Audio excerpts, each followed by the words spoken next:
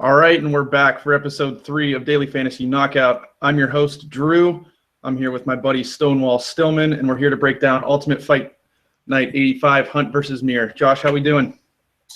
I'm still reeling, man. I'm still, giddy from last weekend. Oh, man, was it something else? We're going to touch on that a little bit here to start the show. Man, Conor McGregor. You called it. I didn't have the nuts. I did. I called her. Look at the last episode. I told everybody he was going down. That's the type of advice you get from this podcast. Always. Honestly, I wasn't too surprised with it. Jumping up in weight like that, and Nate Diaz, you just can't finish the guy. And man, he's tough as nails. The guy just walks through things, and like I said, if he takes it to the ground, it's over in 2 minutes. And I think it was less than that. But yeah, it was a super exciting fight. Where do you think McGregor goes from here? I mean, according to what Dana White says, he's going to fight at 200 to defend his strap. I think that's smart. I think that makes sense. Yeah, I mean, that's like the biggest fight for him at this point. I mean, it's crazy how everyone, simple as it looks in hindsight, the fact that he would jump up in weight would be so terrible for him, and how Nate Diaz was actually like a really bad matchup for him, even though everyone was like, he was like a 4-1 underdog or something. It's crazy how these big upsets happen, and all of a sudden everyone's like, oh, yeah, it makes like total sense. Everyone should have seen that coming. Right. But yeah, I think Conor goes down to 145. I mean, he can't challenge RDA now. He can't do anything at 170, obviously. So the only thing that really makes sense for him is to try to like beat Edgar and then maybe bolt up to lightweight. So that's probably what he does. What do you think Diaz does? People are talking about him fighting Lawler, fighting RDA again. I think he gets RDA again. And it's kind of what I was going to say earlier. George St. Pierre was in the crowd. I don't think that was a coincidence. I don't think. Yeah, I heard on the Flooring Attic podcast, like Kenny's pretty close with him. He says that he thinks GSP is going to be back this year sometime. But he says 200. Yeah, I mean, he could be. He thinks he's going to come back later than that, but he said he's not really looking for the belt. He just wants like big fights. He wants like big super fight money fights. He's already defended the strap like a bunch of times, so he doesn't really care about that as much. He just wants to like get in big fights. Cash in. So, that would be sweet. I'd be down with that. Yeah, I mean, I was happy to see Diaz take the win. I love the guy. I like Conor McGregor, but I would have marked out if GSP walked into that octagon and got in McGregor's face. Oh my God. Whew. No, I was marking out. I mean, I picked McGregor even though I like really didn't want to, and when Diaz took him down, I started freaking out. Man, it was awesome. But so I didn't pick McGregor, but I did pick my girl Misha. So yeah. What up? That was hitting on both these upsets. What a great fight that was. Holm had that fight won. I mean, everybody saw that going into the 5th, and then Cupcake comes out of left field and chokes her unconscious. Yeah, I mean, it would have been crazy. You couldn't expect that the judges would give her 10-8s in the second round, even though she got the takedown like pretty quickly and like dominated from there. But they all did. So if Tate wins the 5th round but doesn't submit, looking at a draw, which is like useless to her, it might as well be a loss at that point. I mean, like, they're probably not going to run that back. Maybe they don't. I don't know. But so yeah, it was an incredible fight. Sort of pretty much how I thought it was going to play out when I picked it. I wasn't sure that. Well, not exactly. I thought that Tate would be able to get enough takedowns to kind of steal a decision. She was able to do that in 2 rounds, not 3, but she was able to get that submission. So you picked an awesome fight. Doesn't matter how it happens. Yeah. All right, let's get into the things here. We kind of changed things up a little bit here. As you can see, we both have video now. We're going to do some editing for our podcast going forward. But let's dive right into the card. As always, we're going to break down each fight for you guys as we think how the fights are going to go and how they should play out. If you're playing DraftKings, where we think the best choices are to make some money. So let's start with the first fight of the evening. Alan Patrick versus Damian Brown, and I'm going to let you take this one. Okay. So Brown is coming in on short notice replacement. Patrick was supposed to fight, I think it was Pearson. I think he was supposed to fight Pearson, but I can't remember now who it was. Oh, no. Pearson was supposed to fight Abel Trujillo, and Laprice was supposed to fight Patrick. Trujillo dropped out because of visa issues or whatever. Laprice or Pearson jumped up to fight Laprice. So it's Pearson Laprice now, and so Patrick gets short notice replacement. Damian Brown, he's a guy on the regional scene in Australia. He recently had a 4-fight losing streak, or something like that, 4-fight losing streak, but then went on a 5-fight winning streak. So he's kind of been up and down, but gets his shot at the UFC. So Brown is really super aggressive, all the time in everything. Super aggressive scrambler on the ground, aggressive with his striking, but his striking in his losing streak was pretty clear that was a major liability. I mean, his stance was really upright, his hands were low, his stance was really narrow, not explosive. But he's been improving there somewhat. I mean, he can still kind of wing hard single shots, but he's not definitely not a guy who's a polished stand-up striker. So he really wants to scramble. He wants to lock in a submission, but he can get really over-aggressive sometimes and leave himself open to getting swept or let his opponent up from a dominant position. So he's sort of all over the place. He's game. He can take a big punch, but he's not consistent for sure. He gets sort of a similar kind of guy in Patrick, but a guy with a much, better pedigree. Patrick is a BJJ black belt, lauded as an elite guard passer. He sort of reminds me physically of Alex Oliveira. He's long and he's really, really strong, but he is not, he's got kind of a different skill set than Oliveira. He's not a good wrestler. He throws hard single shots, kind of like Oliveira, but Oliveira's stand-up is much better. He kind of throws spinning stuff sometimes, but he telegraphs it from a mile away. So his best strikes are if he can connect with a big overhand, or his front kicks are good for kind of maintaining distance. He's trying to back somebody up to the fence so that he can try to work his takedowns. But he shoots from kind of too far away. Once he gets to the ground, I think he's going to have an advantage just because Brown is so crazy and so aggressive and leaves himself open to get, reversed or gets himself put in bad positions all the time. So I think Patrick is going to end up taking this one probably within the first couple of rounds because Brown's not really going to threaten him on the feet. Brown really likes to scramble, and Brown is not as good of a grappler, so he's going to get subbed.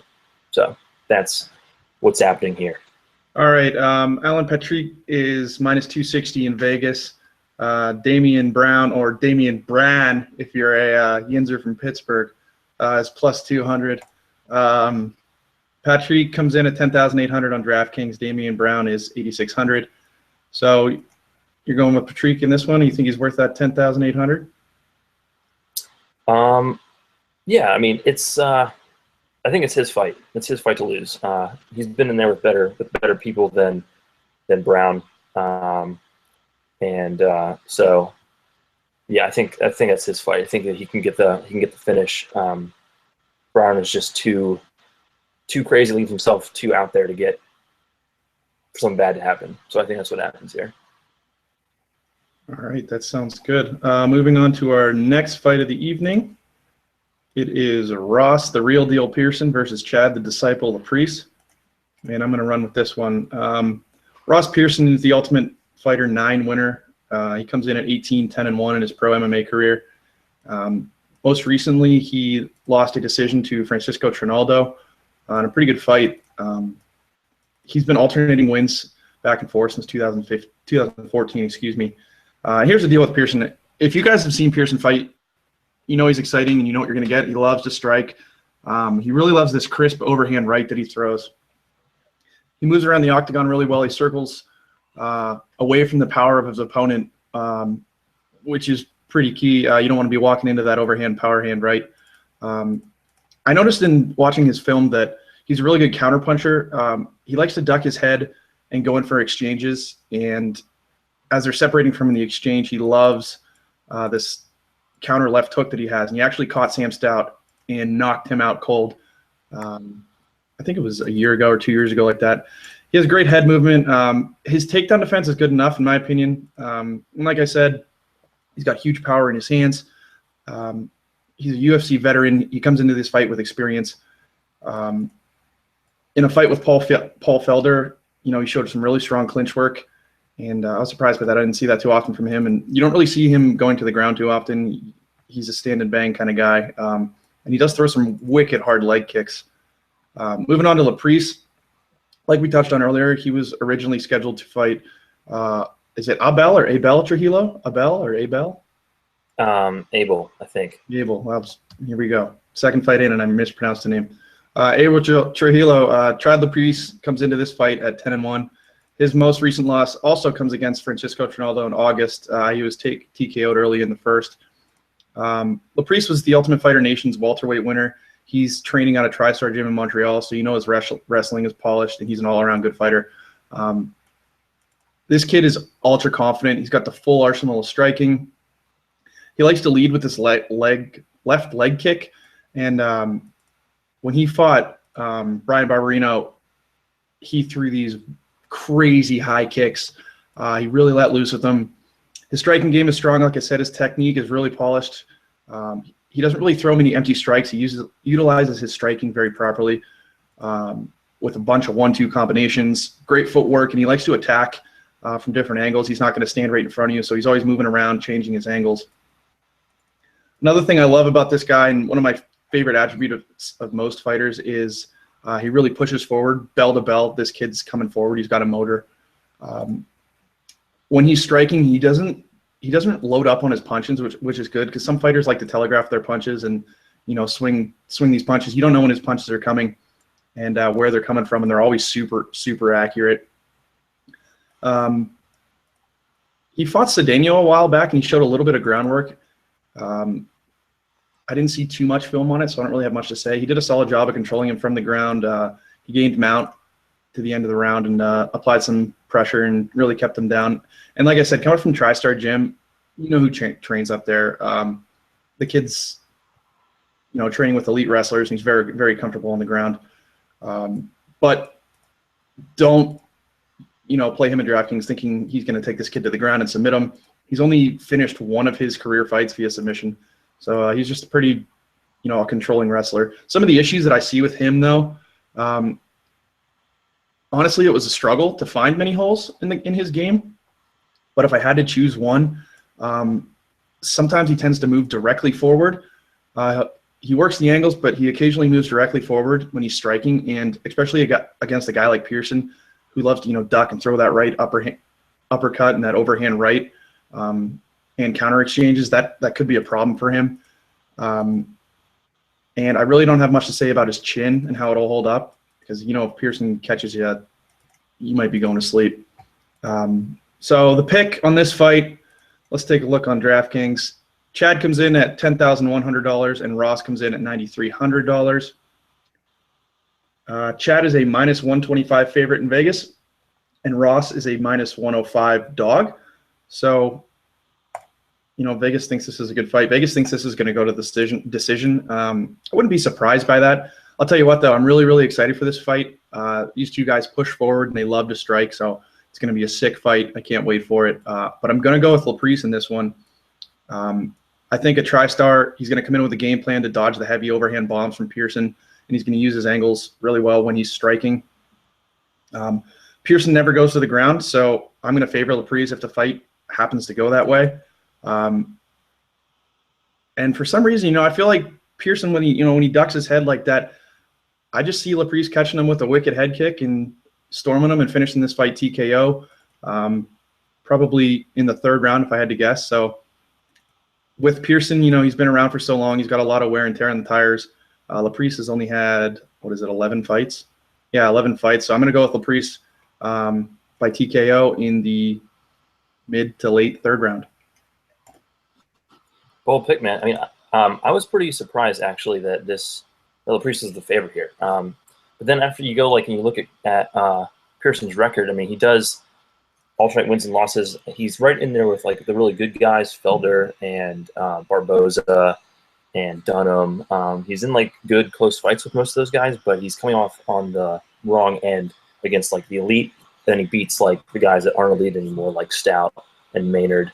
And he should have beat Diego Sanchez. He beat Diego Sanchez, but just got robbed. So he's beating those kinds of guys.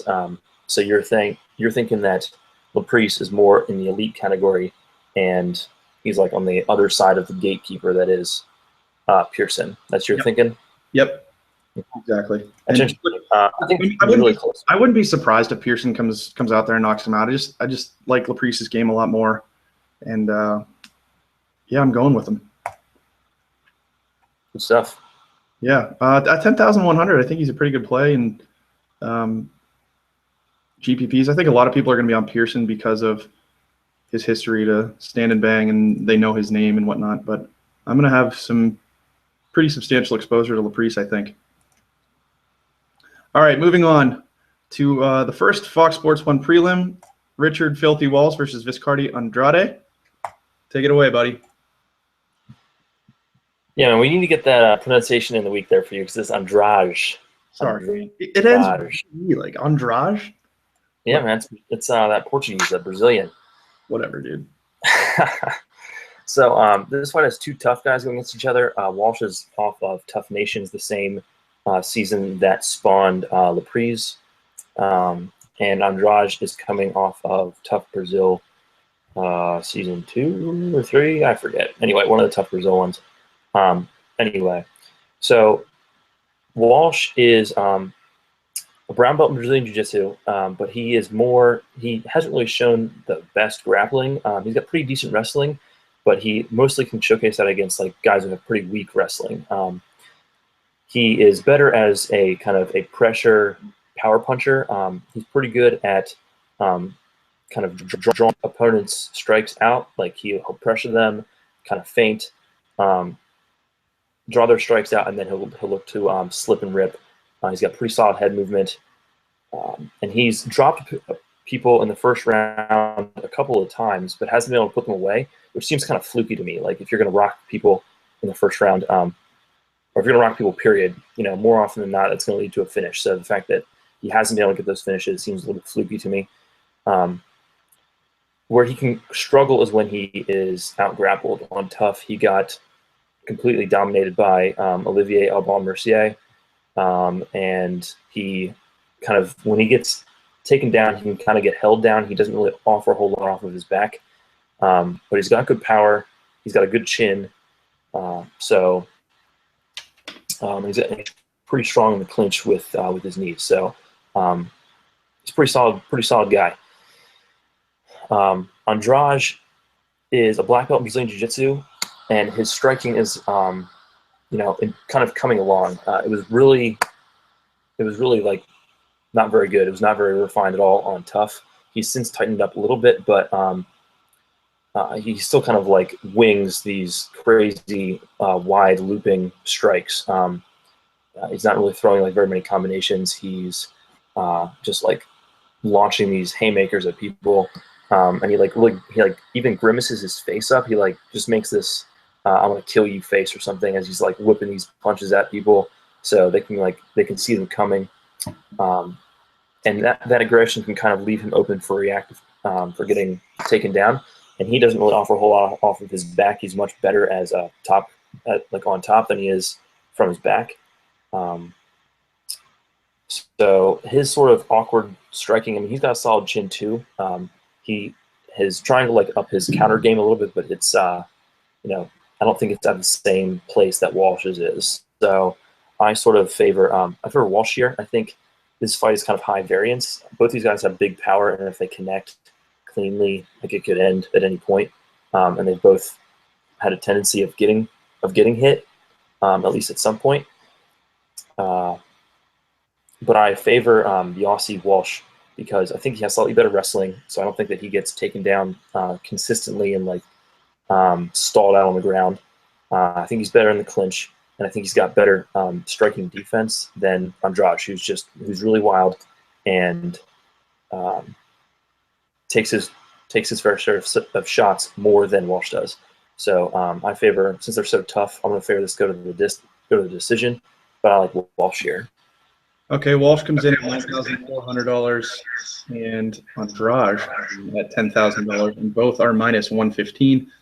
Vegas has this favored to go the distance as well. Walsh might be a good cash game play for us then. Yeah.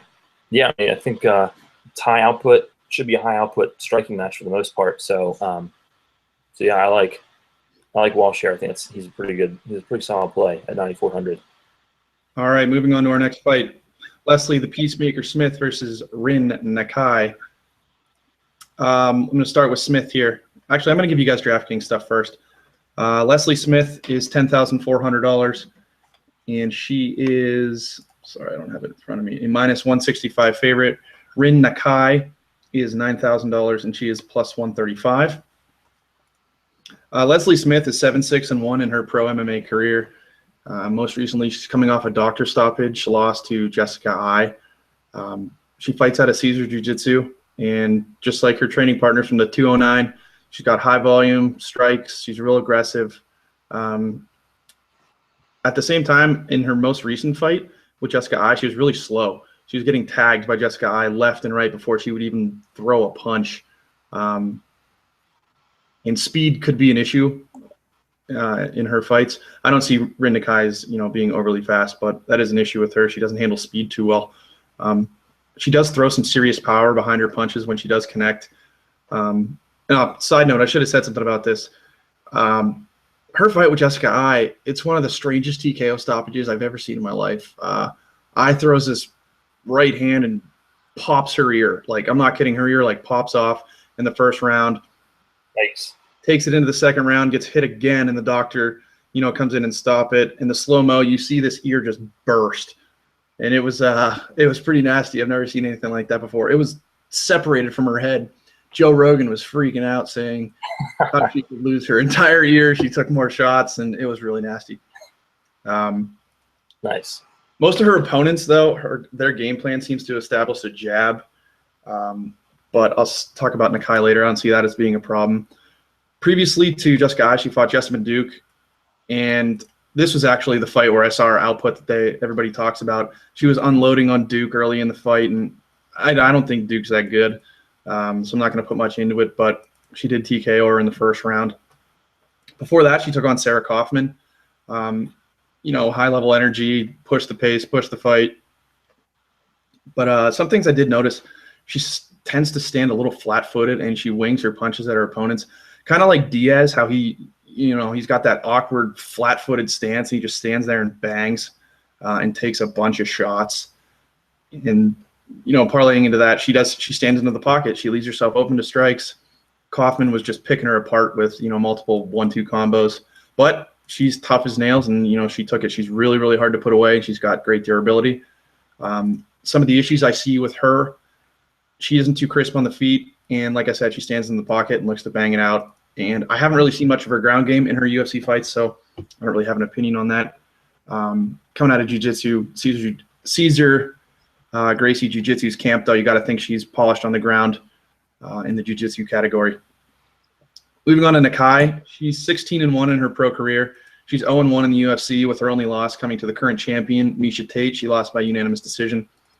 She made her name in Pancrase before debuting at UFC Fight Night 52 in Japan. She has a very unique movement. She jumps in and out. She likes to change levels a lot. She's super athletic, but if you look at this girl, she's just jacked. She's shorter, but she's jacked. I don't know the best way to describe her without coming off as sounding rude, but yeah, this girl's jacked. She's a former gymnast, so she's real athletic. Her game plan, she's going to look to clinch, and she's going to want to look for takedowns. That's her bread and butter. She's too short to stand and strike with people. She's always going to get outmatched in the reach category. So she tends to lean forward a little bit and duck. And, that could leave the door open for Smith to hit her with a counter uppercut. and catch her and put her on the mat. Like I said, she's going to have a reach advantage. She has it in almost all of her fights. She's not a great striker. She doesn't handle it too well. She clearly wants this fight on the ground. But based on the footage that I've seen, I think I'm going to take Nakai in this fight, solely based on the fact that Smith throws her aggressive strikes from the flat-footed stance, and it leaves her open to takedowns from Nakai. In her fight with Tate, which I forgot to mention, every single chance she got, she shot for a single, shot for a double. So unless Smith changes up her game plan and dances around, which she hasn't in her past 3 or 4 fights, I see Nakai winning this fight on the scorecards via decision through multiple takedowns. Not too much excitement coming out of this fight, in my opinion. And I'm probably going to fade this fight in DraftKings. Might throw in Nakai in a cash game because she comes in at $9,000 for a little salary relief, but I'm not expecting too much out of these 2 women. Is this supposed to go to the decision? Yes. Vegas has a favor to go over to the decision. Gotcha. All good? Cool. Yeah. All right, I'm going to screw this name up. Dan the Hangman Hooker versus Mark Adiva. Edeva. Nice. Yeah? No. Quit while you're ahead, man. What? Quit while you're ahead. Adiva. You're good. All right. Take it over. All right, man. So Daniel Hooker, he's going to be fighting on kind of his home turf here. He's kind of interesting. In his first couple of fights, I remember watching his fight when I was doing tape study on Marlon Sandro a couple weeks ago. Not Marlon Sandro. What am I saying? Maximo Blanco. He's really long. He's a 6-foot featherweight, so he's really tall, really long, but he has not, or did not in that fight anyway, do a very good job at all of using his length. He would just walk right into the pocket where the shorter Blanco could just wail on him. So that was mostly a striking battle between the 2 of them, but mostly because he kind of has underrated takedown defense for being such a tall guy. Blanco's supposed to be a pretty solid wrestler. Hooker was able to stuff 10 of Blanco's 13 takedown attempts, so that was pretty solid, but he got hit with over, I think, 120 significant strikes. He dished out 90 some of his own, so it was a really nice high output fight, but that's just, he's very, very, very hittable because he doesn't do, or at least he didn't do a very good job using his length. Lately, he's been a little bit better, but it's been at the sacrifice of some of his output. Since he's not wading into the clinch, he's using a little bit more better lateral movement. But he was getting outstruck by Hatsu Hiyoki, which is not a good sign because Hiyoki's not known for being a striker. He's more of a grappler. Hooker ended up winning that fight when he landed a head kick knockout. But getting outstruck by Hiyoki is not really a great sign. And in his last fight, he came up on the wrong end of a decision against Yair Rodriguez, who's crazy athletic. Hooker's pretty. I mean, he's pretty solid everywhere. Good striking. He can hit his best punch is he likes the straight left from the southpaw stance, but he will switch stances, throw high kicks, which can be sneaky sometimes because he kind of lulls you to sleep to a certain extent. But his takedown defense and his grappling are not the strongest. His wrestling is definitely not his best attribute. So he's okay, but not really the the best featherweight. I think it's a pretty big favor here. So I think that there might be some value in Adiva, who also isn't that awesome. Adiva comes from a Wushu Sanda background, so he's not a good wrestler, and Hooker's not a really good wrestler. So this should be a stand-up fight for the most part. All right, Vegas has Adiva at +160 underdog and Hooker at -200. On DraftKings, Adiva is priced at 8,800 and Hooker is at 10,600. Okay. Yeah, I'd probably prefer Adiva for his price. But anyway, let me talk about Adiva just for a second. So he, coming from that Sanda background, he has really good kicks. He was throwing a ton of body kicks, ton of leg kicks in his fight with Emilson Souza, I think. But sometimes he can get in trouble because he throws the leg kicks naked or with no kind of setup at all. And he doesn't set them up with his hands. He's just like in the pocket throwing leg kicks, which is a good way to get countered. He was eating a ton of shots from Souza, so he has got a pretty solid chin. And even though he lost that fight by TKO, he wasn't out. The ref just kind of saved him from taking like a hellacious beating at the end of the second round. He's got a pretty good head movement, and he showed it better in the beginning of the fight before he got tired and was like beat on by the longer guy. So I think that's what worries me here is that Souza is a little similar to Hooker in terms of having the reach advantage, having probably the sturdier chin. So I think the Hooker is probably rightly favored here. But Hooker is very hittable, and Adiva does hit pretty dang hard. Even though his kicks are his main thing, he was doing a really good job of counterpunching Souza at the beginning of their fight and had him on wobbly legs at one point. So, and then in his last fight, he kind of struggled with the wrestler, Makashvili, I think.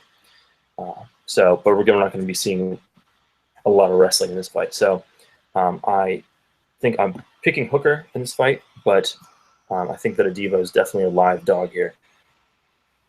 All right, that sounds good. Let's jump into the final fight on the Fox Sports 1 prelim. Brendan the Badger O'Reilly versus Alan Brahma Joban. I'm going to take this one. O'Reilly, he competed on the Ultimate Fighter Australia at welterweight. He competed at once at lightweight in his UFC debut, and now he's returning back to welterweight. He's had 2 fights outside of the Ultimate Fighter house in the UFC where he's gone 1-1. This guy's a very aggressive fighter. He's a solid wrestler and grappler. He has a brown belt in BJJ. I noticed in most all of his fights, he looks to get the fight up against the fence, and he works and grinds for the takedowns. And chips. He likes to chip away at his opponent. What kind of baffles me, though, was he was really, really outworked in his lightweight fight against Lepang along the cage, and that was kind of surprising. How's he going to fare up at welterweight doing that?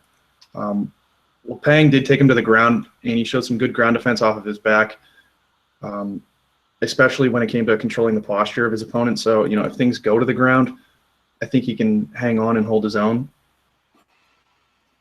In his second fight, he moved up to welterweight and took on Vic Grucic. And once again, he looked to take the fight to the cage. In the clinch, he looked for the takedown. He's a smaller welterweight, and I noticed that he uses quite a bit of energy to get his opponents to the ground. That being said, I question his gas tank fighting his division. He was beat in the middle of the second round in both of his UFC fights. So I don't see the weight cut to lightweight as being an excuse for that. I just don't think his cardio's at a top level yet. I haven't seen much footage on his stand-up game, but based on his exchanges with Grucic, he wants nothing to do with the stand-up department because he got picked apart and he just couldn't handle the pressure. Moving on to my boy, Alan Joban. He's 12-4 in his pro MMA career, and he's 3-2 in the UFC. 9 of his 12 wins have come by knockout. He's a southpaw fighter. He's a very dangerous striker, and he's extremely aggressive. The issue with that aggressiveness, though, is that he does leave himself open to a lot of counter punches. His conditioning is through the roof, and he's proven to have a chin. He was rocked early in, I think it was the Tumanov fight, or I forget who it was. Dwyer, yeah, it was the Dwyer fight. He got rocked early, and the guy just stayed calm and kept coming. He lost to Tumanov. He got outpointed in his most recent fight, and he does fight with his southpaw stance, and he likes to throw this heavy left kick to set up his strikes. And in the clinch game, he took Richard Walsh to the fence, and in the clinch, and he knocked him out with this wicked elbow. Some of the issues that I do see with him, he doesn't do very well with super aggressive strikers, but I don't see Brendan O'Reilly wanting anything to do with striking with him. So I don't really have much more to say about Joban. I am all in on Joban in this fight. DraftKings has him priced at 11,200, the highest on the card, and Brendan O'Reilly comes in at 8,200. Vegas has this fight, Brendan O'Reilly at plus 350 and Alan Jobin at 500. As we saw last weekend, anything can happen in MMA, so sometimes these odds don't mean anything, but I'm going with Jobin in this fight. He's aggressive. He's going to mix up his striking, and he's going to overwhelm O'Reilly. O'Reilly doesn't do well with the aggression, and I think the UFC gives Jobin the same treatment as they give their other prospects. They see him as a solid prospect, and they want to build him up, especially when you're on the lower end of the card. O'Reilly's going to want to take this fight to the mat, but I don't think he survives the aggression and striking of Jobin, and I personally think Jobin wins this fight via TKO in the first, maybe second round. Okay, so what do you think? The fight's favored to go under a round and a half. Do you so you think Jobin pays off his price of 11-2? And do you see any? Well, I guess let's start with Jobin. You think he's just a tournament play, or do you want to play him in cash? I'm going to play him. I'm going to play him across the board. Okay.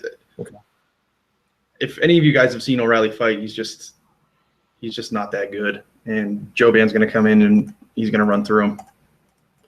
So no value in O'Reilly. No, I won't touch O'Reilly with a 10-foot pole. Okay, fair enough. All right, let's move on to the first fight of Fox Sports 1 main card. Beck Rowdy Rollins versus Siyohi Ham. How was that? Good, man. That's good. I don't know how to pronounce your name either. Go with that. So this is, I think this is a sneaky, exciting fight. Like, I don't know that it'll necessarily be fight of the night, but I think it's going to end up being a contender because both of these women like to strike. So Ham is pretty. She's a really good kickboxer, pretty good kickboxer. But she's sort of, the problem for her is that she's undersized. She's a natural atom weight. She should be probably fighting girls in Invicta, but she's 1-1 so far as a strawweight in UFC. So here she is. So her biggest problem fighting most people in the UFC strawweight division is that she's going to be giving up significant size. In this fight, she's giving up 4 inches of height and 2 inches of reach. She likes the straight left punch. That's like her main punch. She goes to the body, goes to the head, leads with it, counters with it. She loves a straight left from her southpaw stance. She's got good lateral movement. She's always trying to like move and not get cornered against the cage by like her bigger opponents. So she's always moving. Since she's smaller than most of her opponents, she kind of tends to get hit a lot because in order for her to get in her range to use her straight left, she doesn't use a whole lot of kicks. Does use some, but not a ton. In order for her to get in range to use her straight left, she's got to like walk into her opponent's range. So she does get hit a pretty good bit. She doesn't use a ton of combinations. She's just sort of pot shotting with that straight left and maybe like a 1-2. But she does a lot. So she's got good output, but she's not stringing together combinations a whole lot. She's got a good chin for being, a natural bigger woman. She's got a solid chin. And she's got a good fighter's mentality, I think. When she gets hit, she fires right back right away. So she's comfortable banging it out in the pocket. In her loss against Calderwood, she was just too small. She got out-muscled in the clinch. Calderwood was doing a good job keeping her at bay with her kicks, using her superior length. One thing that could be a problem for Ham going forward is that she kind of gets her hands out of position sometimes. She's got pretty good head movement, but she also has her hands up a lot to parry strikes. And her favorite way to get a takedown if she has the opportunity is to catch a kick and then fire again with that straight left, knocking the person down and then getting on top from there. But when she goes to catch these kicks, she's leaving her like head or chin kind of exposed. So if Rawlings goes up top with a head kick or does that frequently, she's got a pretty good chance of connecting. So Rawlings, like I said, this is going to make a good fight, and it's because Ham's a willing striker, and Rawlings is just pure offense. She doesn't really have a whole lot of defensive skills. She's all about the offense. She throws, unlike Ham, she throws more combinations, and she's bigger and has more power than Ham does. Ham, I think, has 2 stoppage wins across her 20 victories. or something, and they might be both by submission. So for being a kickboxer, she doesn't really possess a ton of power. This was even before she was fighting up a weight class. When she was fighting natural atom weights, she wasn't knocking people out. So Rawlings is definitely going to have the power advantage, but I think unless she like whomps Ham early, which I don't see happening, she is comfortable banging in the pocket, but she doesn't move her head as well as Ham, so she's going to get hit.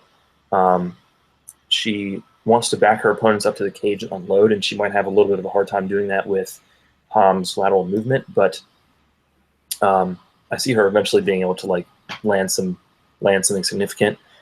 She's just wild and aggressive in all aspects. In her first fight, and this might have to do with the fact that they were coming off of the season of Tough and like didn't like each other, but when she was fighting Heather Jo Clark, she would go for these like really low percentage head and arm throws. Like her nickname is Rowdy, but she's not Ronda Rousey, and so she's going for these head and arm throws and ends up like getting her back taken because she lands like with a headlock, but the girl's like on her back basically already. So she just kind of goes for aggressive, low percentage techniques in terms of grappling a good bit. So yeah, she's good on top position, good on top. Rawlings. But Ham has proven to be a pretty savvy grappler herself. I don't think that Ham's going to really be able to hold down Rawlings. I could be wrong, but I don't really see this fight going to the ground a whole lot unless Rawlings is just hell-bent on getting it there, and I don't see why she would be. So I like Rawlings to take this one by decision, just on the strength of her strength and her size. Just doesn't throw enough heat to give Rawlings enough pause, and Rawlings doesn't get hit, but I think she's going to end up taking a decision in a really fun fight, or maybe even a later she kind of wears down Ham. So this is a good fight. Where are we at on DraftKings with these two? That's interesting. Vegas has Rawlings as a plus 100 underdog and Ham at a minus 130 favorite.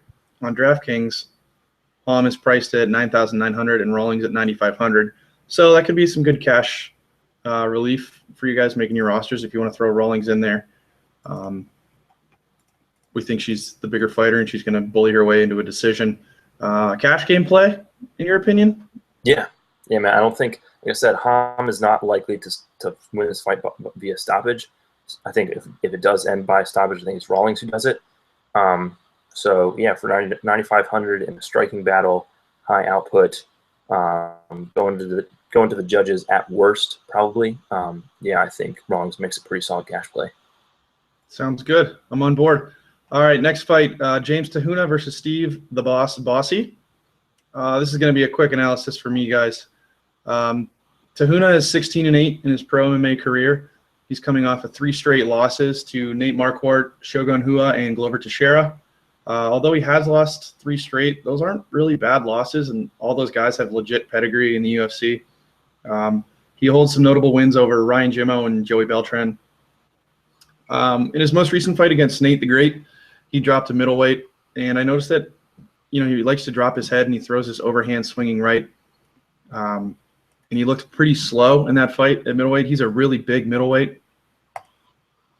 Nate took him to the ground. He caught him early and took him to the ground, and he's not very good off his back. But Marquardt was a BJJ expert, and he really smothered him on the ground. And he ended up tapping Tahuna in the first round. He uses dirty boxing really well in uppercuts up against the clinch. Like Randy Couture, he'd grind you up against the fence, and he'd dirty box with you with uppercuts and overhand rights, and he really excels at that. In his fight against Shogun, there's not really much to say about it. He shot in and left his chin wide open, and Shogun nailed him with a devastating counter left and put him right to bed. So there's not much I can really say about that fight. I'm kind of going to contradict myself here. I think he does have a strong chin. Shogun caught him flush, so nobody's staying up from that. He hit a huge leg kick from Ryan Jimmo to the head early in his fight, but he battled back and he grinded out a decision win. Watching the Jimmo fight, he took top control over Jimmo and seemed to be rather comfortable. So, if he does take it to the ground, if he's in top position, I'm pretty confident that he's gonna win the fight. He was working for submissions. He stayed very, very active. Some of the questions I have about him: questionable cardio. And that being said, he hasn't been past the first round in 2013, so who really knows how his gas tank's going to hold up if he goes that far. We'll get to this later, but I don't think it does this fight. His game plan for this fight's probably going to be to work his opponent to the cage, dirty box, and take the fight to the ground. Some other issues, wrapping up with Tahuna, he stands right in the pocket and he leaves himself open to aggressive strikes and takedowns. He's terrible off his back, has mediocre submission defense, and he's coming off of 3 losses. Some people don't think about this, but it's a mental thing. A lot of fighters coming off 2-3 losses, they know that their UFC career could be on the line. Personally, if he loses, I mean, he might be on the chopping block, but those 3 losses were pretty good losses, in my opinion. So he might, knowing that he has 3 losses and he has to win this fight, he might fight tentatively. You never know. Depends what kind of mental state he comes in. Bossy, the former hockey player, he only has 1 fight in his UFC career, and there's 0 statistics on him because the fight lasted 29 seconds, where he got knocked out cold with a head kick from Thiago Santos. He comes into the UFC at 10-2. All but 1 of his 10 wins are coming by knockout. We use UFC Fight Pass to kind of do some of our research, but there was only that 1 fight, and I kind of grinded through some YouTube videos, but I really couldn't find much on him unless you're looking for embarrassing beer league, minor league hockey fights. So is he your boy or what? Nah, dude. I'm a first line. Is that your boy? I'm a first line player. I don't mess around with bums in the minor league. Come on, man. You gotta show those enforcers some love, man. Yeah, I know, but whatever. Not in this case. Not in this case. The pick. If Bossy catches Tahuna, which I don't think he does, it's probably going to be over. But I'm going to go with Tahuna all over in this fight. I think he finishes this fight in the first round. He really is a solid fighter. He's got a lot of talent, but he was just fed to the wolves in his last 3 fights. And I think the UFC is giving him a cakewalk just to get his career back on track. And, yeah, I'm going to go with Tahuna via first round TKO or KO. Oh, not to mention, I forgot this. Bossy lost his first fight in the UFC, and then he retired. So he must be getting paid something while they come back and get knocked out. But Tahuna is $10,500 on DraftKings. Bossy comes in at $8,900. Bossy is a +200 underdog in Vegas, and Tahuna is a -260. Vegas has this fight at -200 to end under 1.5 rounds. So I'm all over Tahuna here. I think he's the most surefire early stoppage. I think he pays off that 10-5 easily. Cash game, GPP. I think he's a safe bet, and he's probably going to be in 80 to 90% of my lineups. You think he's safe enough to roll with in cash? After last weekend, man, some of our cash picks were brutal. Thatch, anyone? Man, Thatch killed me. I was all over him. What was the other one? What was the other cash pick? Just like, Eric Silva. God, please. They need to have those 2 fight, and just loser gets out of town forever. You know? I mean, I'm fine with that. Don't. I'm fine with that. But yeah, Tahuna all over this one. I'm going to have him in cash games and GPPs, and that's all I got to say about that. All right, Forrest. All right, next fight, Daniel Kelly versus Antonio Carlos Jr. All right, man. So I was a little bit surprised to see the line on this one. A little bit, but then I go back and kind of look at the fighters some, and it kind of makes sense. Do you want me to see the line? Yeah, go ahead. All right, Daniel Kelly comes in at +375, big underdog. Carlos Jr. is at -550. On DraftKings, Carlos Jr. is $11,100, and Daniel Kelly is $8,300. So yeah, Carlos Jr. is up there with Joe Ban as being the heaviest favorites on the card. I don't know that he's as likely to finish this fight early as Joe Ban is, but he very well could. Kelly's 3-1 in the UFC, but his 3 wins are all against guys who I don't think are in the UFC anymore. And he got dusted by Smile and Sam Alvey in his 1 loss. So Kelly's been improving. He's a 4-time Olympic judoka for Australia. So he's fighting on his home turf. He's a purple belt in BJJ, but he's going to be going up against like a world champion black belt in Carlos Jr. Carlos Jr. has like international like medals in jiu-jitsu. So this dude is at a whole another level than Kelly is. Kelly's probably going to want to keep the standing or be on top for short stretches of time. He has obviously being a judo Olympian. He's pretty decent in the clinch, but he's nowhere near the level of the next judo Olympian we'll talk about in a minute. So he's decent in the clinch. He's got pretty good, like his judo is probably better better serves him as takedown defense. His striking is what he's been working on improving, and it's noticeably improved because his fight in Tough, his first fight in UFC, he looked super awkward, super stiff, but nevertheless, he's got pretty decent pop in his hands. He's another one who doesn't throw a ton of combinations, but he's pot-shotting a lot, so he does have pretty high output. And his chin has so far shown to be pretty solid. In that Alvey knockout loss, I mean, he was trying to pressure Alvey to the fence to like work his clinch game, and he threw a naked leg kick and was also reaching out with his left hand to like push away, and with nothing covering the left side of his face, Alvey melted him with a right hook, just annihilated him on the spot. So if you're going to eat a flush punch from Sam Alvey, you're probably not going to be staying awake for too long. So yeah, that's sort of the deal with Kelly. In his wins, he's mostly won like sort of awkward kickboxing battles because his wrestling and his jiu-jitsu aren't that great. He did win his UFC debut by first round submission. So he's shown a decent top game. He'll elbow from the top. He snatched a Kimura pretty quick in his debut. So he's pretty decent on top, but like I said, he's going to be going against another level of jiu-jitsu stylist and probably another level of an athlete altogether in Carlos Jr. Carlos Jr. is coming off of winning, well, not coming off recently, but he won season 2 of Tough Brazil at heavyweight. Then he took a fight at light heavyweight, and now he's down at middleweight, where he's had he submitted Tough, I forget what the season was, Tough winner Eddie Gordon in his middleweight debut, and then in his last fight against Kevin Casey, it ended in that ugly eye poke, which I was really pissed off about because I had Carlos Jr. big in that fight. Kevin Casey's I actually did win on that fight. You what? I actually nailed that, and they gave him I think, what did they give him, a TKO win or something?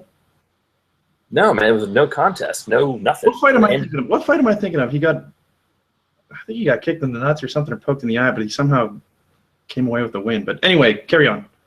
Oh yeah, I don't know what you're talking about. It wasn't that fight. But anyway, so he's a better athlete than Kelly is. He's probably got better pure wrestling, and he throws combinations which Kelly doesn't really do, and he punctuates them with kicks which Kelly doesn't throw at all. So he's probably the better striker. He's bigger, more athletic, and he's much better on the ground. So if he can get to the fight to the floor, which I think is going to be his main obstacle here, because Kelly has pretty solid takedown defense, but once it goes to the floor, I don't think that Carlos Jr. is going to have much of a problem putting Kelly away. So I don't know that I think that it's going to end super early. Like, what are the odds here in terms of finishing distance? Under 160. So this one is... Or, I'm sorry, minus okay. 1. To go under around and a half. Okay, so what the heck do I know? Yeah, this one will probably end inside. Carlos Jr. is probably going to get this to the ground at some point and polish him off. So I don't really like this fight quite as much, Carlos Jr. in terms of DraftKings, quite as much as Joban, because he's probably not going to be striking as much. There could be, I think it's more likely that it goes a little, I think it's, there's going to be a lot of like grappling and not a lot of significant strikes happening. So even if he gets like a second round submission, he's probably not going to be giving you as many points as Joban would. So I probably prefer Joban there, but Carlos Jr. has been in there with some pretty good strikers. So if you want to go with like an elite, high-priced guy in cash or something. What do you think about that? Yeah, I mean, I'm gonna side at the same price point. I'm gonna side with Jovan. I think he's gonna storm through him, but I mean, I wouldn't be opposed. Okay. He is a heavy favorite. Yeah. Yeah, I mean, I'm a little bit surprised that Kelly's not getting any love, like fighting at home. But maybe this is just a really bad matchup for him. Or maybe he's just not that good of an athlete. I mean, that's kind of what I saw. But so I don't know. We'll see. All right, sounds good. Let's move on to our next fight of the evening. The Celtic Kid, Jake Matthews versus Hollywood Johnny Case.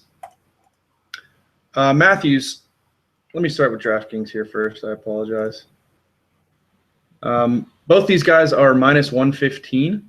Vegas has this fight as a minus 200 to go to the distance, and DraftKings has them priced, both of them at $9,700.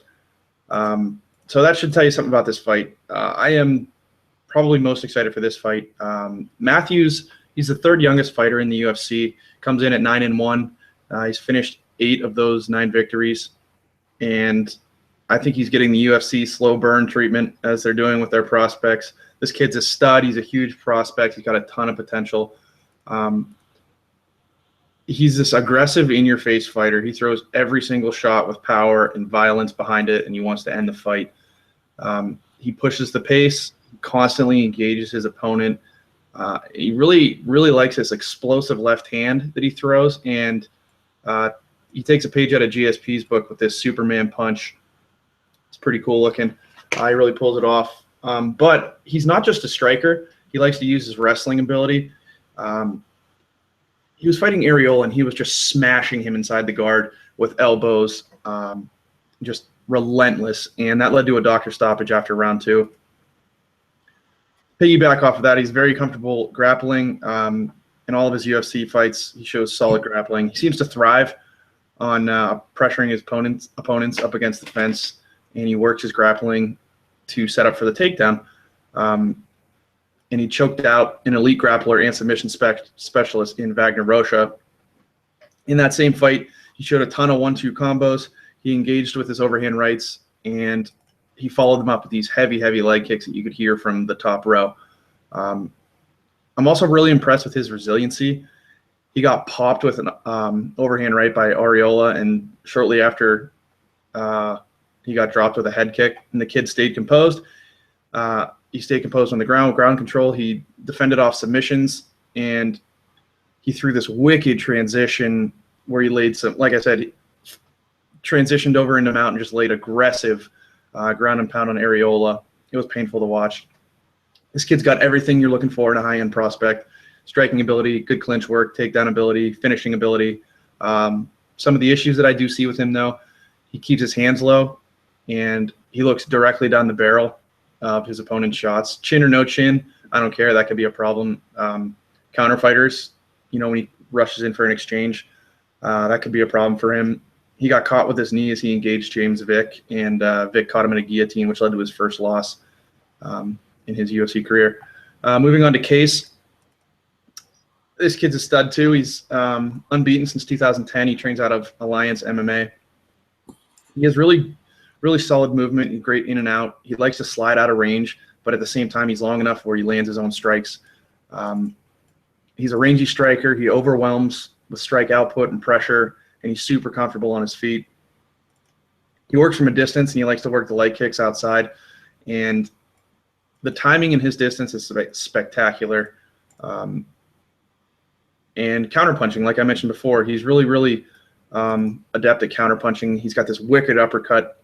And, Trevino, he fought Trevino, and Trevino shot in on him, and he just pumped him with this uppercut. And that could be a problem for Matthews if he shoots in, with that aggressive approach that he likes to fight with.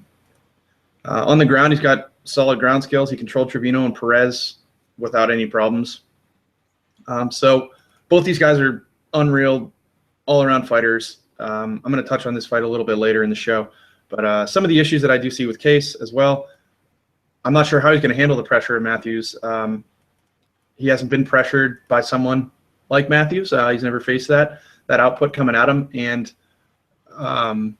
he fought Tokadome, and Togodome was on top of him, and he didn't feel real comfortable on his back. So if Matthews gets this to the ground, that could be a problem as well. The pick, both these guys are going to bring the heat. Case is going to strike at range and likely look to counter Matthews with uppercuts. The question is if Matthews can pressure enough to get Case to the cage and, grind him down to the ground like he has in his previous fights. Case doesn't want to be on his back versus Matthews. That's a for sure thing. Man, this is like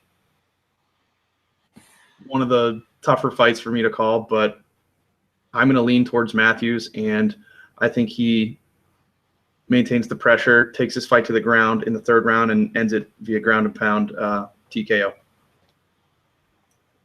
Good stuff, man. Yeah. People are going to be all over on this fight. I wouldn't be surprised if Case took this fight, but I'm going to lean with Matthews at $9,700. Vegas, like I said, has this to go the distance, -200, or over 2.5 rounds, -200. So hopefully it ends in the third round, and I look like a genius. Not likely. Yeah, right. I wouldn't be opposed to stacking this fight in a cash game. I think they're both high output fighters. Interesting. Matthews averages 4.34 significant strikes per minute. Johnny Case is 3.76. Matthews averages 3 takedowns, and Case averages 2.4. So I think this could be a back and forth fight. Vegas has this as a coin flip, and an interesting technique would be to stack this game in cash, but I'm going to side with Matthews on this. And for some salary relief, I'm willing to bet the winning lineup in GPPs has one of these two guys in it. Okay, man. Good stuff. Yes, sir. All right. Co-main event of the evening, Hector Lombard versus Neil Magny. You want to start out with Magny or Lombard? Go do your thing. Okay. I guess I'll start with Lombard. So this is the Olympic judoka, not Kelly. Lombard is the Olympic judoka who's a beast in the clinch. So he's the one thing that's going to be interesting to see, and you'll want to watch the weigh-ins or check the weigh-ins at least to see how Lombard looks on the scales, because he's coming off a year-long suspension from PEDs, where his last fight with Josh Berkman got overturned. He won a 3-round decision pretty handily against Berkman, and I think it was overturned. So it'll be interesting to see how he looks. I mean, this guy I thought he was a pretty beastly middleweight. Dude's always been just strapped. So humongous. I mean, it's kind of ridiculous. And I couldn't believe that he was going to be able to cut down to 170. I guess he's not very tall, so that's how he can make that happen. So it'll be interesting to see if he can still make 170 and look as good without the PEDs. So make sure you check out the weigh-ins for that. So obviously, since dropping down to 170, he's even more explosive than what the killer that was running through Bellator a few years ago. Since coming over to UFC, he dropped a couple split decisions that were pretty not indicative of what people thought he was going to be like. Dropped a kind of a really boring split decision to Tim Boach. Dropped a split decision to Yushin Okami. Okami did a really good job of kind of using his length. Obviously, Okami's a pretty big middleweight, and so he was able to use his length and also kind of use his wrestling to turn long stretches of the bout into kind of a grappling match. And on the ground, Lombard isn't, if he's not in a super dominant position, usually when you see Lombard do really well on the ground, it's when he's thrown some dude and ended up in side control, or he's gotten a knockdown and it's just finishing off a guy on the ground. If the guy on the bottom can get a decent defensive position, like half guard or guard, Lombard's ground and pound isn't too scary. So Okami was able to kind of make stretches of a grappling battle, so he wasn't in danger on the feet, because on the feet in the pocket is where Lombard is definitely scariest. He throws insanely fast punches. I mean, his hand speed is ridiculous. It's just frightening, frankly. So he's throwing all these punches to knock someone's head off. He's looking to pressure. He's got a really good, strong sprawl when he knows that a takedown is coming. This is part of the reason that Jake Shields had such a hard time with him is he couldn't get Lombard's respect on the feet, and he'd shoot Lombard sprawl all over it. Since dropping to welterweight, Lombard has also looked just totally insane. He ragdolled Jake Shields, who's himself a former middleweight. So it's not like he's a tiny welterweight or anything, but I mean, Lombard was throwing him around high amplitude stuff. It was pretty crazy. So that's sort of one of my concerns for Magny is that he fights a lot in the clinch, likes to fight a lot in the clinch, and that's just not where he wants to be against Lombard. So that should be interesting. So Lombard can be, if he can get taken down, if an opponent can take him down, he doesn't really offer much off of his back. So Magny might look to try to do that, and that's how Okami was able to have some success and end up winning their fight was by getting top position and kind of riding it out, because if Lombard can explode back to his feet like right away, he doesn't really offer a whole lot off his back. And cardio is definitely builds or stop Josh Berkman is because he'll flurry and then go through long bouts of inactivity. And those bouts of inactivity get longer, more frequent as the fight goes on. He just doesn't have the cardio, I guess, because as Joe Rogan would like to say, there's all that muscle that you have to provide all that oxygen to. So he just doesn't have the cardio to go hard 3 rounds. One of his favorite things to say, by the way. It is. I mean, we're starting to watch all this tape. I mean, him and Goldberg, I guess all the announcers do it. I mean, it's not as noticeable when you're hearing it every week or every other week, but when you're hearing it fight after fight after fight doing analysis, it's like, wow, you say the same stuff all the time. Yep. It is what it is. I love Joe Rogan, so whatever. So anyway, that's enough about Lombard. So Magny is, well, I guess Lombard hasn't fought in a year. Magny's fought 5 times in the past year. Super active, turning into the welterweight version of Cowboy. He'll just fight anyone. He's not quite as highly ranked as Cowboy, so he's not getting the killers in the top 10 or the top 5 that Cerrone often has to fight. But he's just knocking through the mid-tier welterweights like it's no problem. He's won 9 out of his last 10 fights in the past. He's fought 10 times in the past 2 years and has only lost to Damian Maia, and so no shame in that for sure. But he also hasn't fought people that are in the super. Did win his last fight against Kelvin Gastelum, and the fight before that was against Eric Silva. So solid wins against solid dudes. But Lombard is definitely going to be his stiffest test. So Magny's going to need to use all of his length and stay away from Lombard's power punches. Not allow Lombard to pressure him against the fence. Try to stay out of the clinch. Use his long length, and he does a pretty good job of that already. He's pretty active with his striking, which is good. He'll have that advantage over Lombard. He throws kind of a 1-2 or a 1-1-2 just a lot. He's good lateral movement and good head movement, which is also again good. It's going to be needed against Lombard. He's going to need to make sure he gets away from the cage. But again, like I said, he likes to fight in the clinch a lot. He likes to fight in the clinch along the cage. He likes to go for trips and body lock takedowns from the clinch, and he's just not going to be able to do that or want to try to do that against Lombard. So hopefully his camp has a game plan for him to stay the heck away from there. He's just active everywhere. He's active with his striking. He's active with his ground and pound. He'll just hit whatever's in front of him. If he ends up in kind of a weird position and he can't get a good clean shots at the head, he'll just hit whatever body part he can hit. And so he's just super active. And he's got a great gas tank. He can just go and go and go and go for 3 hard rounds, no problem. He did 5 rounds against Gastelum.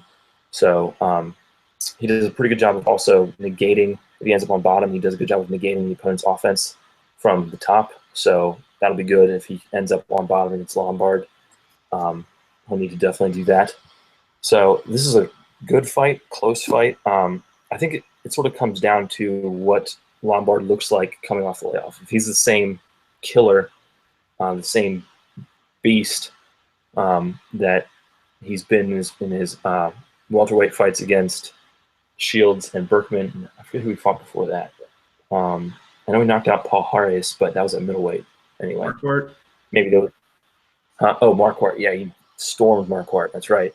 So yeah, if he looks like the same guy, if he's strapped on the scale, then that's going to make me more inclined to pick pick Lombard. If this was a 5-round fight, I might lean more toward Magny because he'd have, the deeper this fight goes, the better he's going to be, for sure. But he's going to get out first, first round and a half, with his consciousness intact. So I kind of am picking Lombard here. I don't really want to do that. I'm not a huge fan of his. And Magny, you gotta love those fighters who are super active, fighting all the time. Gotta love that. But Lombard pressures, and Magny doesn't do well in these pressures. He hasn't shown, if he can't get away, then he really does not perform well under pressure or react well to pressure, I guess I should say. So I'm picking Lombard to kind of get out to a lead in the first 2 rounds with his power punching and with his pressure. And I think Magny sticks around, but and he'll probably take the 3rd round, but Lombard will be up 2-1 and take a decision.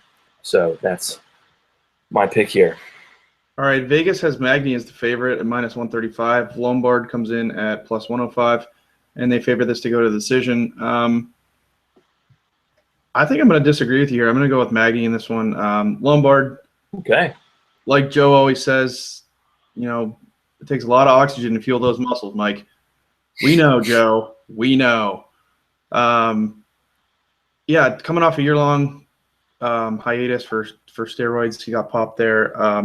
There's a so-called thing is ring rust. Lombard's been around long enough that it shouldn't affect him too much, but Magny's an active fighter. He's coming off 2 straight wins. I just think he outstrikes him from range. And, yeah, I'm going to go with Magny in this fight. In terms of DraftKings, Magny's 9,800 and Lombard's 9,600. Cash game, GPP, what do you think? I think I like Lombard more for GPPs. Obviously, if this fight's going to end in the 1st round, he's probably going to be the one to do it. I mean, certainly he's more likely to finish in the 1st round. Magny, I don't think makes a bad cash play. I mean, he's high output. If he ends up being able to steal a decision, I think he ends up being able to put up a pretty solid point total. Not that I shouldn't say steal a decision, but I mean, if he kind of does what you say, and outstrikes him from range, and Lombard can't get the clinch, and he's not the same guy he was before the PED layoff, then yeah, I think Magny makes a pretty solid cash play. There is risk there. I mean, for cash, you want to try to minimize your risk and try to get to the distance, and there's always the risk that Magny gets starched in the 1st round. So what do you think about that? You think Magny's worth the risk there? Yeah, I mean, I'm probably gonna have exposure to both of these guys. I like Magny, but I wouldn't be shocked if Lombard pulls this one out and steals it. Yeah, so let's go to our main event of the evening. Frank Mir versus Mark Hunt. Frank Mir comes in as a +145 underdog. Mark Hunt is -175 as the favorite. Mir is priced at 9,100, and Mark Hunt is priced at 10,300.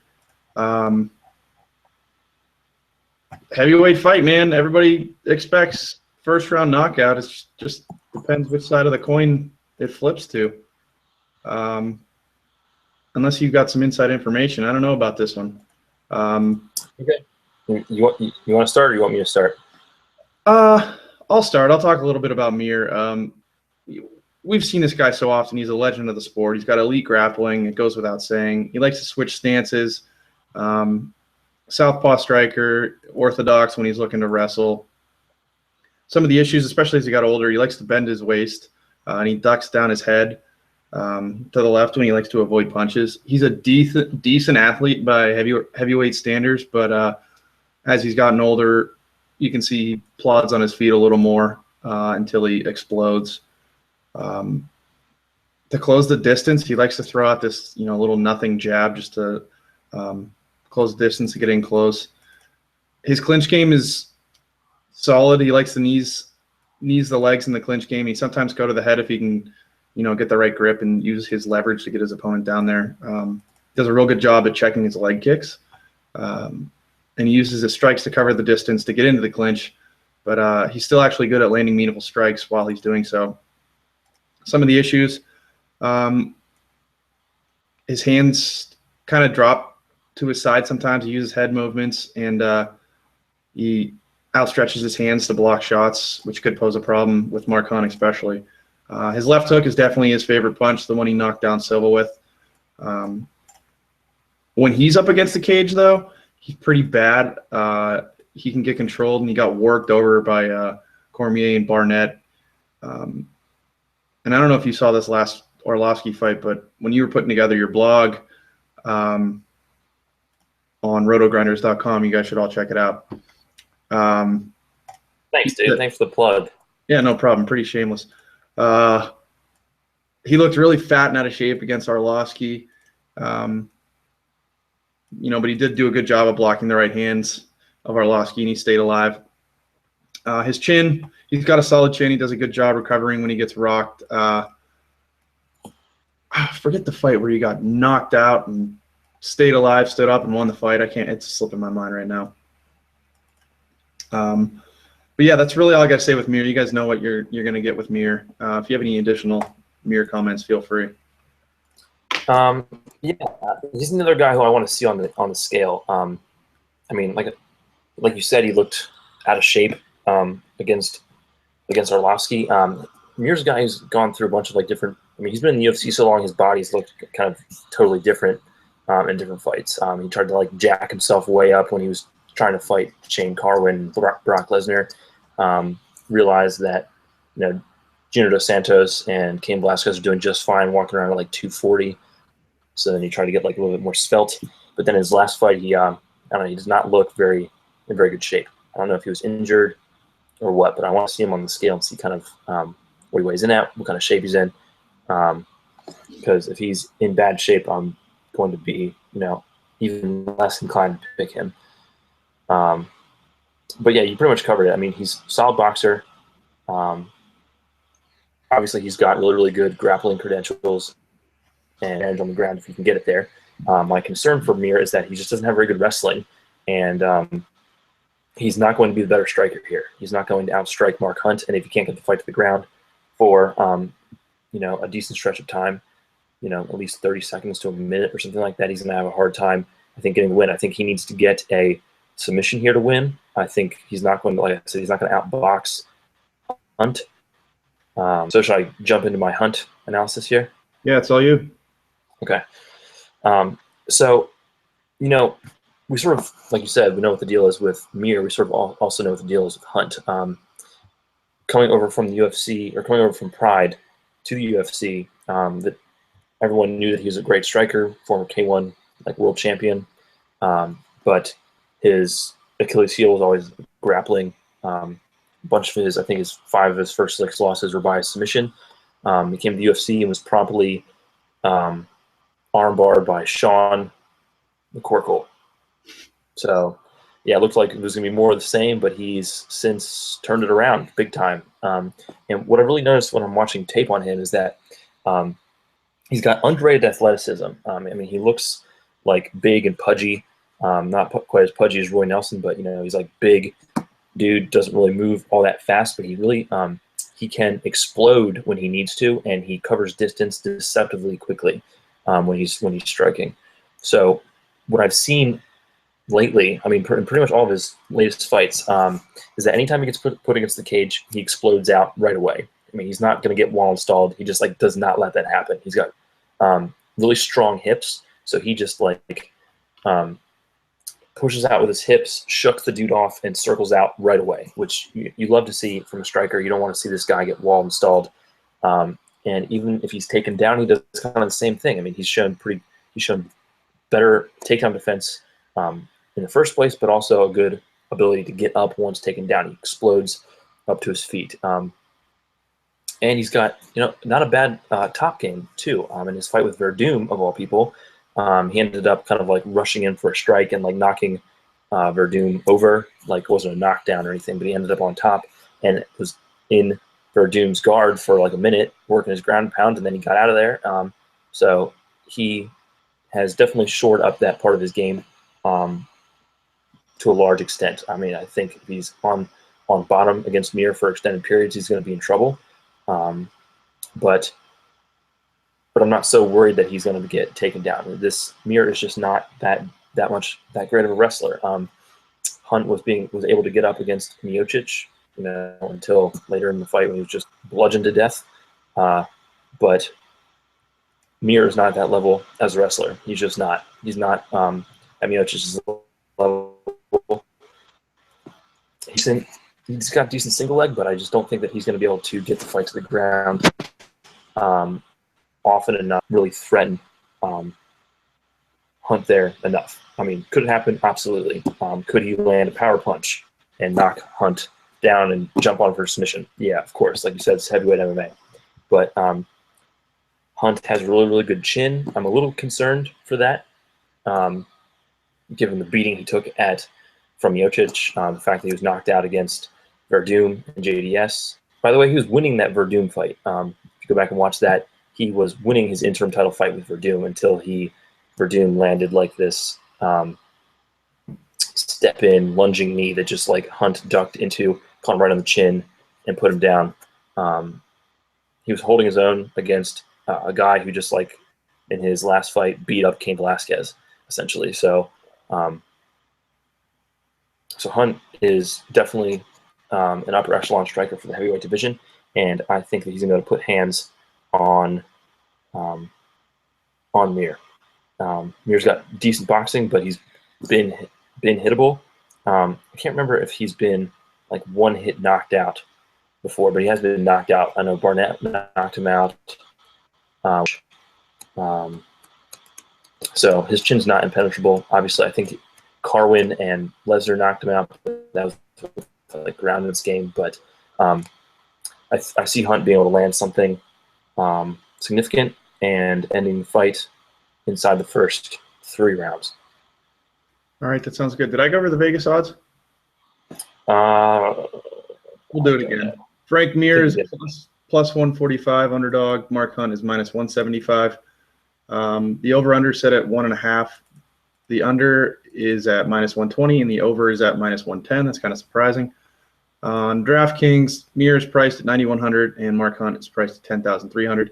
Based on what we had to say, I think we're going to side with Mark Hunt on this one. Cash game, GPP, I think he's safe for both.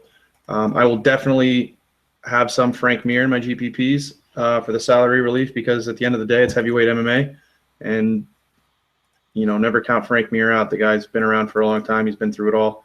That's fair, for sure. Yeah, it's like, whenever you count the guy out, he comes back and he knocks dudes out. So I'm definitely going to have some exposure to him, but I'm going to have heavier exposure to Mark Hunt. Agreed. All right, that wraps up our fight analysis for this card. We got a few extra things for you guys today before we wrap things up. If you guys have been watching before, Josh and I do our bonus picks of the night, fight of the night, bathroom break, live dog value pick, the lock of the night, and of course the Stonewall stunner.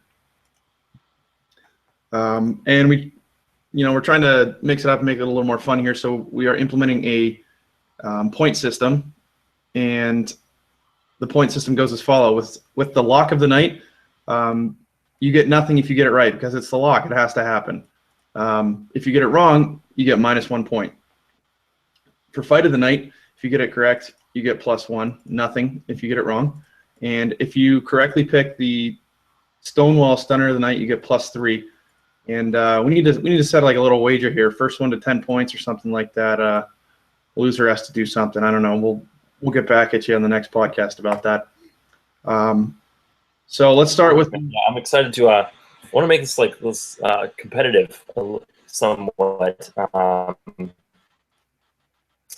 It's a competitive nature here. So, but we're gonna start this last week. But we're gonna start the scoring starting now, I guess. Yeah, that sounds good to me. We'll keep track of it. We'll throw up a graphic on the podcast so you guys can keep track of things and root for me. Anyway, fight of the night. Josh, you can lead it off. What do you think, bud? Oh, man, you hurt me here. Fight of the night. There's some good ones here. Like I don't think that I can quite go with Ham Rawlings. That's probably a bit aggressive. Yeah, keep picking those. Yeah. Huh? Never mind. All right. Cool. I guess I'm going to go with Pearson Laprice. I think they're going to bang it out, and it's going to be back and forth, striking battle. So I'm going to go with Pearson Laprice. It's kind of a bold pick, being it's like buried on the undercard. It's the Fight Pass headliner or whatever. But I'm going to go with Pearson Laprice to be the fight of the night. How about you? That was my second choice, but I'm glad you didn't pick mine. Without a doubt, I'm going Johnny Case and Jake Matthews. I think they're going to stand and just come at each other and put on a hell of a show. Okay. All right. Next fight, the bathroom break of the night. Bathroom break fight of the night. This is the fight where if you go to the bathroom for 15, 20 minutes, you won't miss a thing. I don't know where to go with this. I'm going to go with Nakai and Smith. I think it's going to be a boring fight. I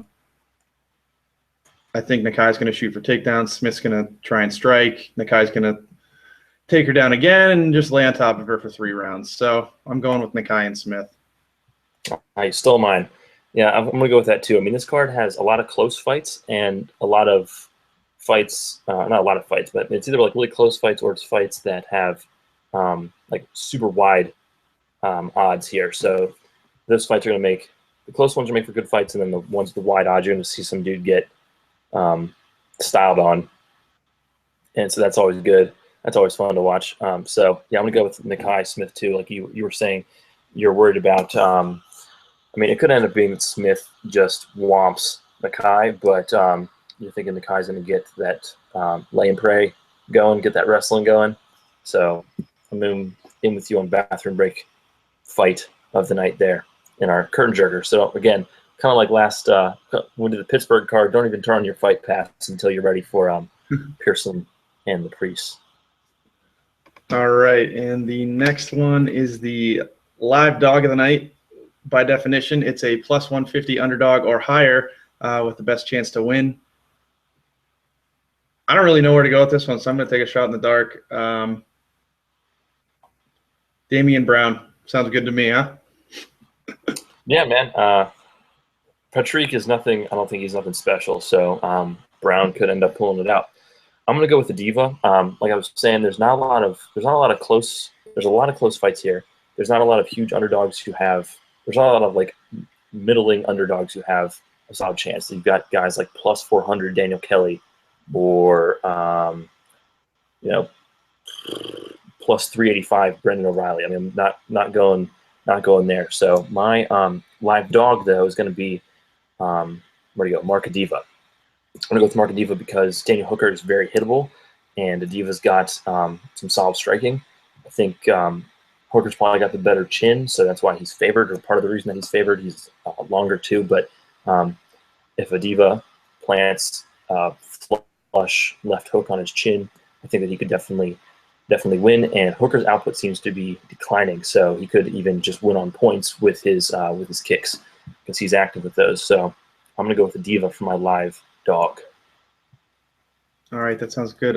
Value pick of the night. Value pick we define as a fighter whose odds don't reflect their real chance. I don't like any value picks. Let's get rid of that for this card. You don't like the value one? No, let's get rid of that. All right, fair enough. It's horrible. Right. It's horrible. So. The Stonewall stunner of the evening. I'm going to let you steal this one because I know what you're going to pick, and I'm so happy that I didn't ask you about this when analyzing the main event. So go for it. You got one to come after this, right? I will shortly. All right. So my Stonewall stunner of the evening. Like I said, with all of the close fights, it's hard to pick. Like, you pick one of those winners. Is it really a stunner? Not really. I'm not confident in going with one of the humongous underdogs like I was with Tate last time. So my Stonewall stunner is going to be that when Frank Mir loses this fight, he announces his retirement following the fight. So I'm not saying that he stays retired. I'm just saying that he announces that, all those people, announcing their retirement in cage or something like that. So I'm going to say either at in cage after the fight or at the post-fight press conference, Mir bats around the idea of retiring. So that's my stunner No. Bats around the idea. All right. Fair enough. You caught me. Fine. You got me. He announces his retirement. That's a stunner. That's what I like to hear. All right. Wow. I don't really know how to top that. I don't want to pick against any of my favorites here, so I'm going to go with James DeHuna ends the fight in under 45 seconds. There you go. That's pretty bold. That's bold. That wouldn't be super stunning for what's his name? Boss. Bossy. Boss. Yeah, it wouldn't be super stunning for him. I mean, he's already been knocked out in 29 seconds, so he'll know all game. But that'll be stunning for the viewers, I'm sure. So good pick there. I like it. Thank you. All right, we'll keep track of that and we'll let you guys know how we do. We got a couple emails to our email. Send us questions to dailyfantasyknockout@gmail.com. Our first email, we have two. Our first email is from Freddie in Erie, Pennsylvania. He wants to know, who do you guys want to see face Conor McGregor for the strap at UFC 200? Frankie Edgar or Jose Aldo? For me, I think Edgar deserves the fight because Aldo lost. I think he has to win one more. I think Frankie's next in line. But I really want to see the Aldo match again. The build-up for that fight was legendary. I'd love to see it again. And Dana White's smart. The real money fight at UFC 200, the biggest card in the history of the UFC, is Conor McGregor versus Jose Aldo 2 for the strap. And I hope Aldo gets knocked out in less than 13 seconds this time. So, oh my God, you're the worst. That's what I think, Fred. What about you? All right, Fred. I think you got to go with Edgar here. I mean, the dude, he since dropping a close decision to Aldo, he has just run through everyone else he's fought. He ran through Charles Oliveira. He ran through Cub Swanson, just like decimated Cub Swanson completely. Can't think of the right word here. Just like totally overwhelmed him, demoralized, and that's what I was going for. Demoralized him for 5 rounds, ended up getting the stoppage, and then knocks out Chad Mendes in the first round. I mean, the dude deserves his shot. If you wanted to look for Jose fight, was amazing. Looking forward to the fight so much. It was such a disappointment. I mean, the way that it ended, it was so anticlimactic. You wanted to see more of that. You know that there was more there. So I agree. I do want to see that fight again, but I think Edgar deserves his shot. It doesn't really matter who McGregor's fighting. He's money weight, as he says. So if he's fighting whoever, it's gonna be money. And that card is not gonna need, if McGregor's on it, it's not gonna need any help selling. They're probably gonna put some other massive fight on there too. So it doesn't necessarily have to be Aldo. You can have that fight down the line. Potentially, maybe Aldo chasing up to lightweight. I think if he fights Edgar and wins, I think he probably just tries to move up to lightweight. What do you think about that? You think he stays at 45 fights Aldo? Yeah, I think. I mean, from a business perspective, I think it's Aldo and McGregor. In my opinion, Frankie, I think, deserves it more, but I want to see Aldo too. So. We got our next email from David in Nashville. David wants to know, a little off topic here. All right, in the spirit of March, who are you guys picking to win March Madness? Well, I'm a Pitt grad, and I'll tell you the last team I'm going to pick to win it all. That's the Pitt Panthers. I was going to say, I thought you were about to pick them, and I was like, you're insane. They're dropping out in the first round. Oh, man. They're just brutal in the tournament. I'm going to go with North Carolina. I just think they're too athletic. I think they're going to cruise through this tournament and win it all. Do you even know what basketball is? Have you ever heard of it? Or dude, barely. I might fill out a bracket, but it's just going to be throwing darts at a wall. I have no clue about anybody. You're a Maryland Terps guy. Man, I am. So I'm picking Maryland. They've been on a slide lately, but I'm picking Terps, Fear of the Turtle. Oh, you're an embarrassment. No credibility to this show. Oh, no, man. I make this show. All right, before we wrap up, I want to wish you a happy 3/16. Shout out to the Texas Rattlesnake Stone Cold Steve Austin. You're the embarrassment, dude. I've been waiting on that the whole show. All right, guys. For Stonewall, Stillman, I'm Drew. I want to thank you guys for tuning in. Good luck this weekend, and we'll be back for another podcast for UFC Fight Night, Rothwell versus Dos Santos. Peace. Real quick before we sign out, shameless plugs. Got to hit those real quick. Drew mentioned it earlier. You can hit up my blog on RotoGrinders under the username JDS86. Give you the in-depth analysis on all the fights if you didn't get enough here. Hit that up on the regular. You can also follow us on at Daily Fantasy Knockout or KO? At Daily Fantasy KO on Twitter and dailyfantasyknockout@gmail.com.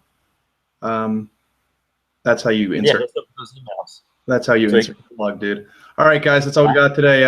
We'll see you for the next fight. Peace. Peace out.